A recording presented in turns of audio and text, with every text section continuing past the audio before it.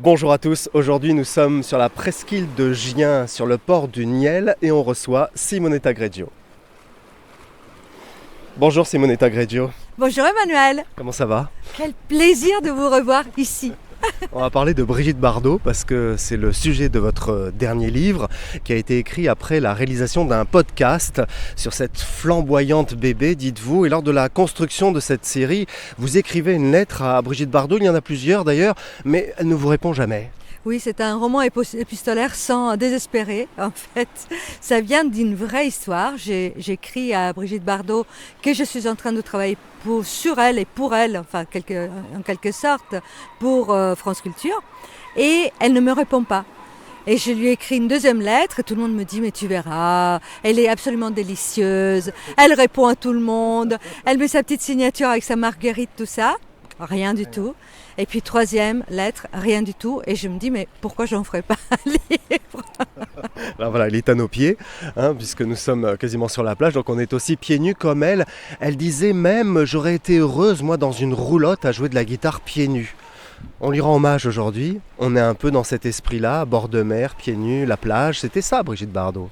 Et nous aussi, non? C'est vraiment comme ça qu'on a envie de vivre. C'est pas dans les villes aujourd'hui, c'est pas avec tout ce qui se passe dans le monde, on a plus envie d'être sur une plage pieds nus et puis de penser à comment on peut faire pour que ça aille mieux quand même. Parce qu'elle l'a fait.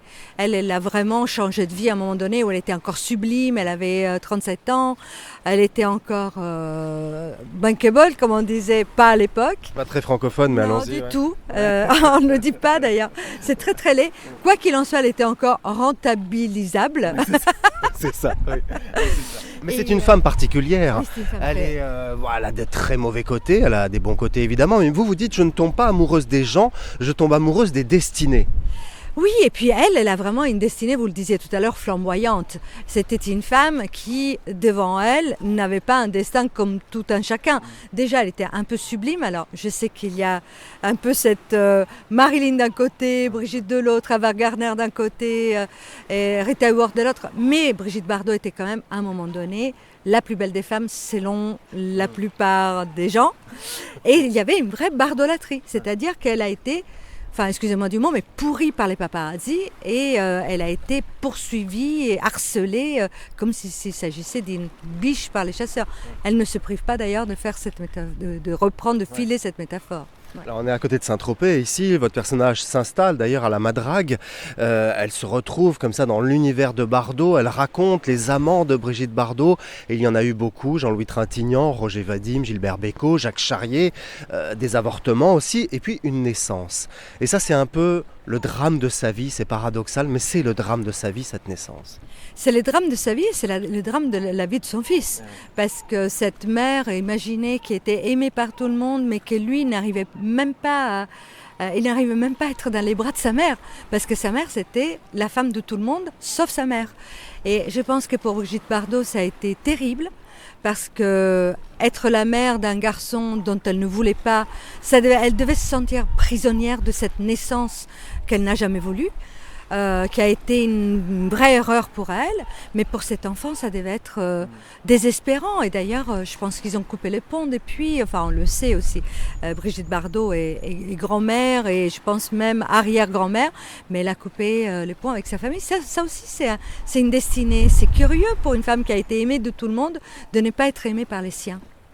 Alors vous rapprochez un peu l'histoire de Brigitte Bardot à la vôtre, c'est très émouvant Simonetta Greggio, parce que vous parlez de vos amours déchus, déçus aussi, et vous dites peut-être nous avons cela en commun, l'amour blessé, l'amour perdu. Oui, je l'ai senti très très fort. Je pense que Brigitte Bardot était comme moi une femme excessive, extrême. Et quand on aime extrêmement, on est déçu extrêmement.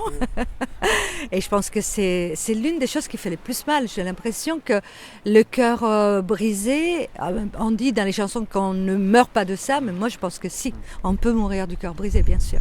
La cause animale dès 1962 pour Bardot, elle en parle déjà dans une émission de télévision.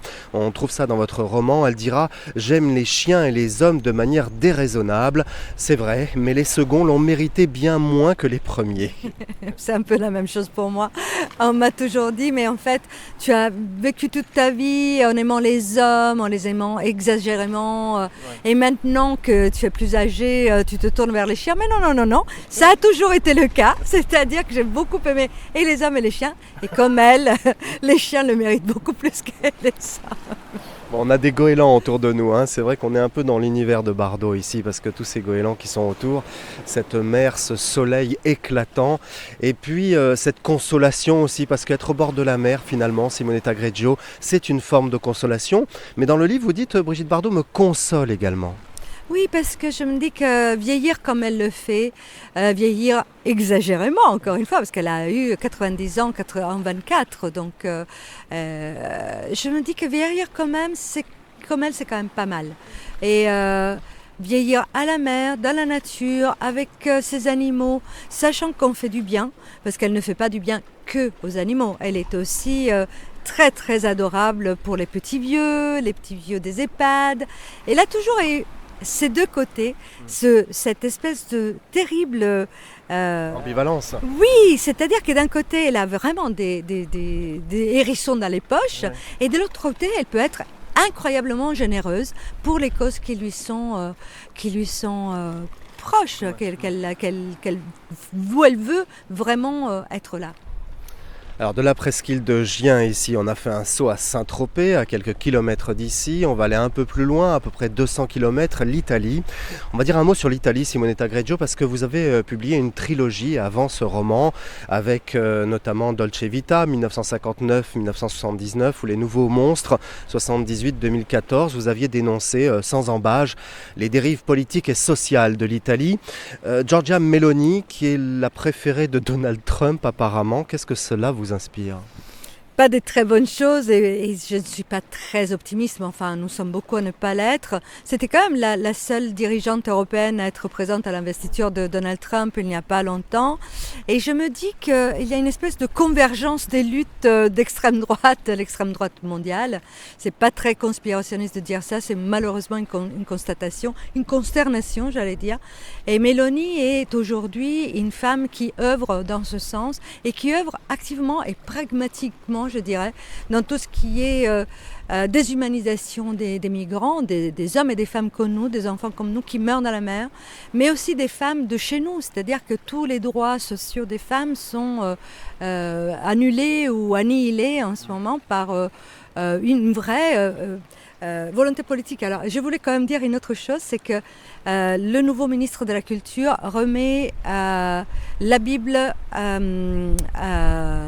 dans les écoles aujourd'hui, et c'est préoccupant parce que ça c'est vraiment comme aux États-Unis et en Floride, etc. Voilà. C'est plus un État laïque, c'est ça que vous voulez dire? Bon, ça n'a jamais été un État laïque parce que l'Église et l'État en Italie ont toujours... Moi, vous savez, je me suis mariée une première fois en Italie et j'ai eu une annulation de mariage. Et pour l'Église et pour l'État, une annulation de mariage vaut divorce. Vous vous rendez compte? Donc on en est toujours là. On n'avance pas très très vite en fait. Merci beaucoup Simonetta Greggio. Je vais montrer votre livre aussi puisqu'on est filmé ici sur le port du Niel, Mes nuits sans Bardot aux éditions Albin Michel. On va aller dans l'eau, moi j'ai très envie d'aller mettre les pieds dans l'eau. Mais vous allez vous baigner, non? Il fait un peu frais quand même, mais on va essayer. On va quand même se baigner, tout nu. Bien sûr, Comme Bardot. Évidemment, le naturisme c'est la base. Merci Simonetta Greggio, merci beaucoup.